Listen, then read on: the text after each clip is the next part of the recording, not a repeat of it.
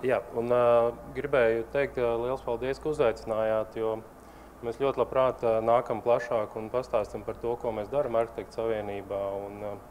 Arhitektu savienība ir diezgan aktīva, piedaloties dažādās darba grupās, pārstāvot savu viedokli un arī mēģinot skaidrot, kā mēs saprotam būvniecības procesu. Un šajā sakarā mums ir arī radies tāda ieteikuma. Mēs esam 2022. gadā uzaicināti no Iepirkuma uzraudzības biroja un arī vēlāk sadarbojoties ar valsts nekustamiem īpašumiem ir strādāts pie tādām iepirkuma ieteikumiem, kā labāk veidot publiskos iepirkums, jo mēs šobrīd runājam par pasūtītāju, kas ir izglītots pasūtītājs, un tas process no paša sākuma ir izveidots labi, lai arī tālāk būvniecība būtu labi. Mēs mazliet pārfrāzējām Mēs pārfrāzējām pasūtītāju kompetencē būvniecībā uz pasūtītāju kompetencē projektēšanā, vai ne projektēšanā, bet jau kā pasūtītājiem. Un, attiecīgi, Latvijas Arhitektu savienība ir izstrādājusi šādus ieteikumus, kā labāk veidot iepirkumus un uzsākt šo procesu. Un par dažām lietām, kas šajos ieteikumos ir, mēs gribētu pastāstīt. Un viens, ko mēs sakam, ka veicot šādus publisko ēku iepirkumus, vajadzētu izvairīties no formālas atlases. Un mēs ļoti ilgi esam runājuši par to, ka nav labi tādi mazākās cenas iepirkumi. Un tie ir noveduši mūs pie tādām mazāk kvalitatīvām lietām, kas atgriežas pie papildus izmaksām, un kvalitāte cieš no tā. Un tas, ko mēs sakam, ka iepirkumā jānodrošina ne tikai formāla kvalifikācijas izpilde, bet reāli un faktiski profesionālo speciālistu iestājas visā projekta gaitā. Atbildīgie speciālisti paši diskutē ar pasūtītāju un sabiedrību profesionālā valodā un bez starpniekiem. Un tas, ko mēs gribam teikt, ka ir jāļauj pašiem arhitektiem un projektētājiem vēlāk būvniecības procesā sadarbībā ar pasūtītāju aizstāvēt pasūtītāju un diskutēt ar būvniekiem, un tas mums šķiet noved pie labāka rezultāta. Tas, ko mēs vēl iesakam, ka būvniecības procesā projektētāji ir 50% no projektēšanas biroja ir paši arhitekti, ka tie ir īsti projektēšanas biroji, kuri pārstāv arhitektus, un viņi arī ir tie, kas strādā kopā ar pasūtītāju pie projekta. Tad ir tā, ka mūsu domas iet uz to pusi, ka mums pietiek arhitekti vai inženieri, kas projektē. Nevajadzētu sadarboties ar tādiem uzņēmumiem, kas ir projekta vadītāji vai tādi, kas apkopo tikai šos projektētājus, bet patiesībā ir veikta aptauja, Arhitektu savienība ir veikusi aptauju, un ir tādi dati, cik daudz Latvijā ir arhitekti, un var teikt, ka speciālisti pietiek, un ar to arī vajadzētu rēķināties, ka arhitekti var būt tie, kas projektē un strādā pie darbiem. Un, protams, ka ir pasūtītājiem pašā sākumā jāveic pietiekami laba izpēte par objektu, ko viņi vēlās, jāsagatavo labs iepirkums. Un šeit viens piemērs par cirka ēku, kurā mums šķiet ir labs piemērs tam, ka Kultūras ministrija izsludināja šo arhitektūras konkursu. Un tas ir novedis pie laba rezultāta, jo iepirkums ir ne tikai par zemāko cenu, bet arī par kvalifikāciju un arī par sadarbību ar šiem inženieriem un projektētājiem, kas ir strādājuši. Un šajā arhitektūras konkursa rezultātā ir iegūts labākais risinājums, kas tālāk ir arī ar labiem projektētājiem kopā attīstīts līdz labam rezultātam. Mēs šobrīd redzam, ka šis projekts un šī ēka cirks ir atzīmes, un viņš ir ļoti pieprasīts arī tā kā kopumā tas ir viens no labiem piemēriem. Anda, mainīsimies. Kur ir pārslēgšanas pociņi? Jā, mēs sarunājam, ka mēs cirkā samainīsimies. Es turpināšu par to, ko mums nosaka gan regulējušie akti, gan to, ko mēs paši esam apkopojuši savā praksē. Tātad es atgādināšu, ka publiskā iepirkuma likuma grozījumi no 2023. gada vairs neatļauj projektēšanu iepirkt par zemāko cenu, ir obligāti jābūt kvalitātes kritērijiem, un es drusciņi ilustrēšu ar piemēriem, kā tam vajadzētu notikt. Un šajā gadījumā sāksim ar pasūtītāju atbildību. Pasūtītāja atbildība ir kvalitatīva priekšizpēte tajā ziņā, ka tā ir ne tikai specifikācijas uzrakstīšana, bet arī specifikācijas kvalitātes nodrošināšana. Ir jāsamazina riski saņemt nepamatot zemu cenu, kur pēc tam tiek pasūtītājs šantažēts ar papildu darbu pieprasījumiem. Diemžēl situācija projektēšanā nereti ir līdzīga kā būvniecībā šai jomā. Ir jānosaka reāli projektēšanas termiņi, nevis pēc tam viņi, kā lai saka, dažādiem paņēmieniem jāmēģina pagarināt. Un tāpat atgādināsim, ka nereāls cenas un nereāli termiņi būtiski palielina kļūdu risku. Un kvalitatīva priekšspēja ļauj pasūtītājiem tos riskus arī gan specifikācijas izstrādē, gan tirgus izpētes laikā samazināt, aptaujājot potenciālos pretendentus. Un runājot par kvalitātes kritērijiem, ir atsaucoties uz iepriekš teikto, ir divas galējības. Mēs esam šobrīd tikuši ārā no galējības, kur 100% kritērijas sastāv zemākā cena. Mēs gribētu, protams, tiekties uz to, ka nākotnē 100% kvalitātes kritērijas sastāda metu konkursi. Mēs no šī jaukā mērķa pagaidām esam tuvojamies. Un mēs gribētu arī no savas puses oponēt tam, ka tās ir liekas izmaksas un lieki termiņi.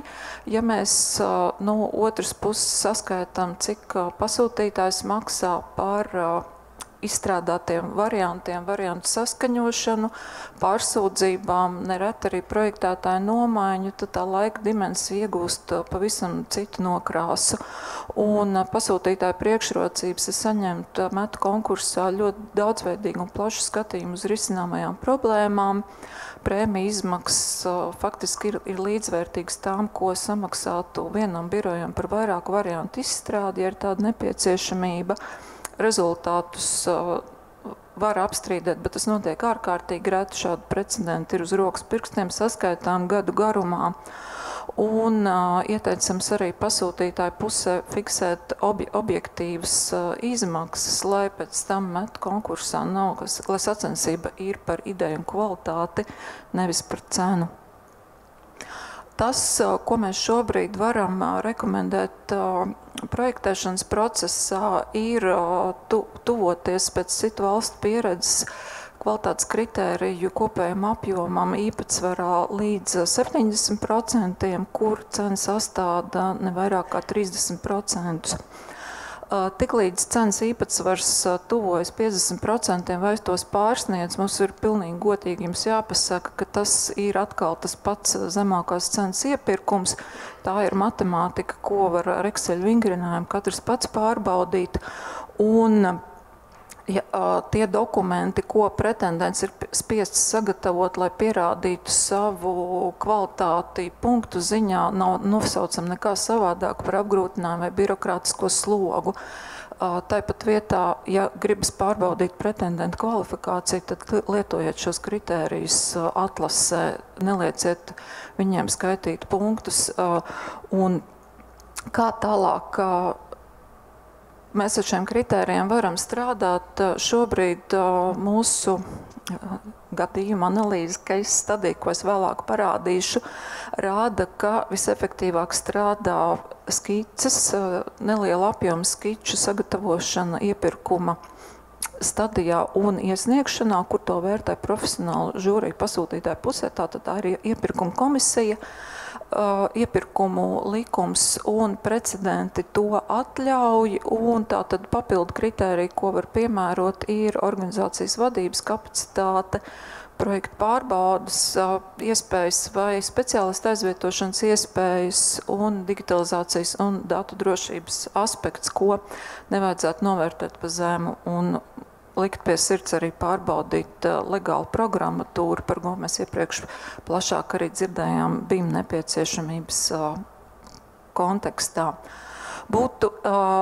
Mums nav pārmērīgi daudz laika šim, mēs mazliet sākam arī pēc iepriekšējā runātāja, tāpēc es paļaušos uz to, ka organizātori prezentāciju pilnā apjomā var nosūtīt, un tāpēc es diezgan ātri pārskriežu pāri, un tātad būtiski ir pasūtītāju pusē definēt, kādas prasmes jūs sagaidat katram objekta veidam, jo, protams, ka vienkāršākais ceļš ir pārrakstīt iepriekšējo nolikumu un paprasīt juristam, vai tur viss kārtībā, bet mēs iesakām pēc objekta specifikācijas rūpīgi skatīties, kādas prasmes un pieredzi jūs sagaidat un kādu pievienoto vērtību no projektētāja komandas jūs gaidiet. Un papildus tam, ka iepirkumi tiek ievietoti EIS, Mersel vai kādā citā iepirkuma portālā, mēs sirsnīgi lūdzam pasūtītājus meklēt iespējas un paplašināt savu piegādātāju loku un izmantot daudz vairāk informācijas avotus, jo neslēpsim, ka tie projektētāji, arhitekti un inženieri, kas strādā privātā sektorā, līdz šim publisko iepirkumu ir uzlūkojuši kā vietu, kur viņi nav gaidīti un netiks gaidīti tieši zemo cenu dominēšanas dēļ.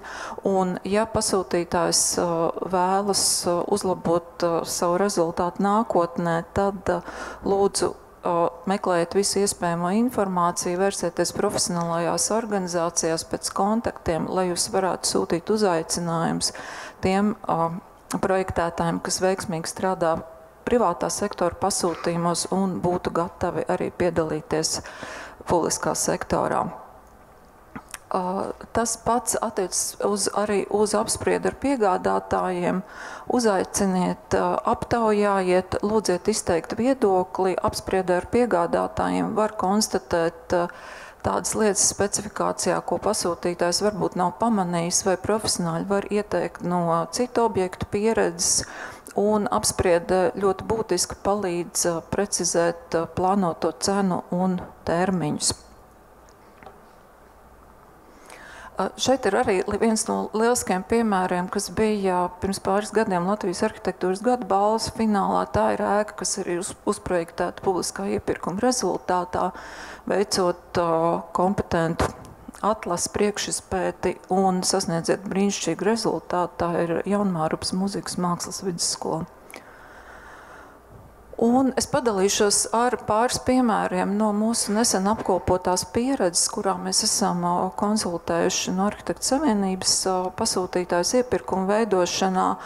Un šis brīnišķīgais piemērs vienos vārtos, kā sporta veidā, parāda, kāda ir cenu un kvalitātes atšķirības starp piedāvājumiem, ko ir iesnieguši profesionāli arhitektu biroji un uzņēmēji, kuri ir ar reģistrāciju būvkomersantu reģistrā veic vienkārši uzņēmēju darbību un strādā savus peļņas nolūkos ar zemāko cenu, mēģinot paņemt, kā lai saka, jebkuru iepirkumu. Un mēs šeit redzam, ka iepirkuma komisija izvērtējot iesniegtās skices tiem komersantiem, kuru arhitekts ir piedalījies, kas ir papīra pēc, nav spējuši nodrošināt nekādu iesniegtās dokumentācijas kvalitāti.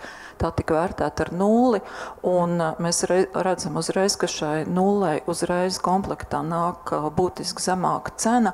Tad atliek pasūtītājiem rūpīgi pārdomāt, ko viņš sagaida un ko viņš cer uzbūvēt.